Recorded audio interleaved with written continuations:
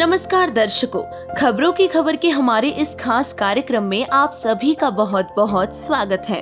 तो आज के इस वीडियो में हम आपको छठ पूजा की विशेषता बताएंगे। दर्शकों, आप जी को हर प्रकार की जानकारी देना हमारा कर्तव्य है और इसीलिए आज छठ पूजा से संबंधित पूरी जानकारी हम आपके सामने रखने वाले हैं।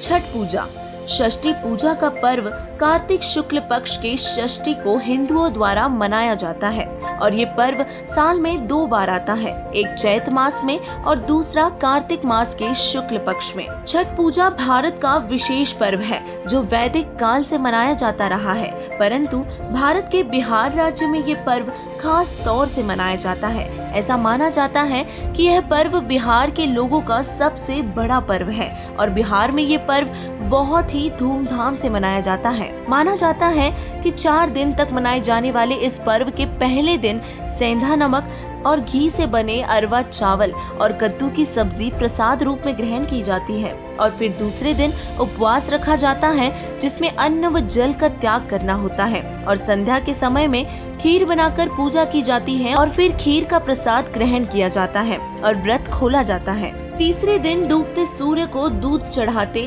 व अर्पण करते हैं और अंतिम दिन उगते हुए सूर्य को जल चढ़ाते हैं और इस तरह 4 दिन तक छठ पूजा मनाई जाती है। दर्शकों, छठ पूजा से जुड़े बहुत से तथ्य व कथाएं प्रचलित हैं और उन्हीं में से एक कथा राजा प्रियव्रत से जुड़ी है। कहा जाता है कि राजा प्रियव्रत को कोई संतान नहीं थी और महर्षि कश्यप के कहने से राजा प्रियव्रत ने पुत्र प्राप्ति के लिए यज्ञ किया, जिसके फल स्वरूप उन्हें पुत्र रूप में एक संतान हुई, परंतु वो मृत पैदा हुआ। जिसके बाद पुत्र वियोग में जब राजा प्रियव्रत अपने प्राण त्यागने लगे, उसी समय ब्रह्मा जी की मानस कन्या देवसेना प्रकट हुई और बताया कि मैं षष्ठी भी कहलाती हूँ। षष्ठी देवी ने राजा को अपनी अर्थात षष्ठी की पूजा करने के लिए कहा और राजा ने उनकी पूजा की, जिससे उन्हें पुत्र प्राप्ति हुई और उनका वंश आगे चला। और उस दिन कार्तिक शुक्ल षष्ठी को यह पूजा होने से छठ पूजा का चलन शुरू हुआ। छठ पूजा को लेकर इस तरह की और भी कथाएं प्रचलित हैं।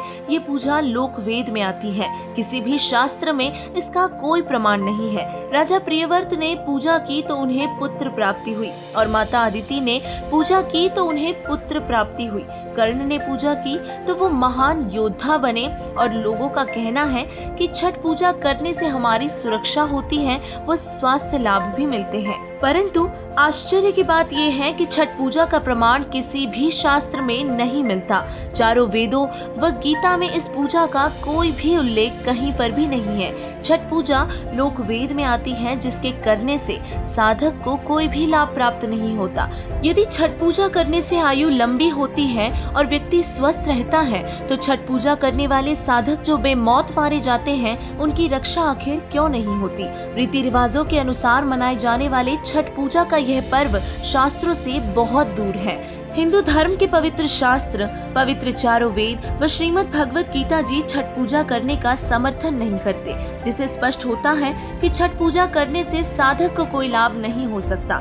छठ पूजा का कोई आधार नहीं है और ऐसी निराधार पूजा करने से हम परमात्मा प्राप्ति नहीं कर सकते। शास्त्रों के अनुसार साधना करने से ही साधक को सर्व लाभ प्राप्त होते हैं और पूर्ण मोक्ष के साथ साथ पूर्ण परमात्मा की भी प्राप्ति होती है। श्रीमद् भगवत गीता जी में निर्देश दिया गया है कि तत्वदर्शी संत की शरण में जाओ और उनसे तत्व ज्ञान प्राप्त करके सद्भक्ति करो, जिसके बाद ही आपको परम शांति व शाश्वत स्थान की प्राप्ति होगी।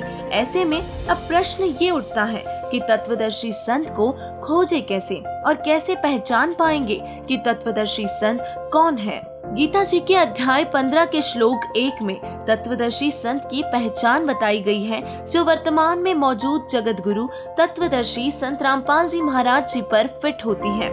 संत रामपाल जी महाराज जी ही वो तत्वदर्शी संत हैं जिनके बारे में गीता जी अध्याय 15 के श्लोक 1 में वर्णन है। यही वो पूर्ण संत है जो शास्त्रों के अनुसार सद्भक्ति व साधना बताते हैं और जिससे साधक पूर्ण मोक्ष का अधिकारी बन जाता है और परम शांति प्राप्त करता है। अन्य देवी देवता हमारे कर्मों को नहीं काट सकते, वे साधक का जन्म मरण नहीं मिटा सकते। वे स्वयं नाशवान हैं और जन्म मृत्यु के चक्र में फंसे हैं। केवल और केवल पूर्ण संत तत्वदर्शी संत ही हमें सर्व लाभ व सुख दे सकते हैं। उनके द्वारा बताई गई भक्ति से साधक परमात्मा प्राप्ति करता है। अब आप किस सोच में डूबे हुए हैं? ऐसे न्यूज की आपसे अपील है, प्रार्थना है कि समय व्यर्थ न करें। जगत गुरु तत्वदर्शी संत रामपाल जी महाराज जी की शरण ग्रहण कर अपना कल्याण करवाएं। धन्यवाद।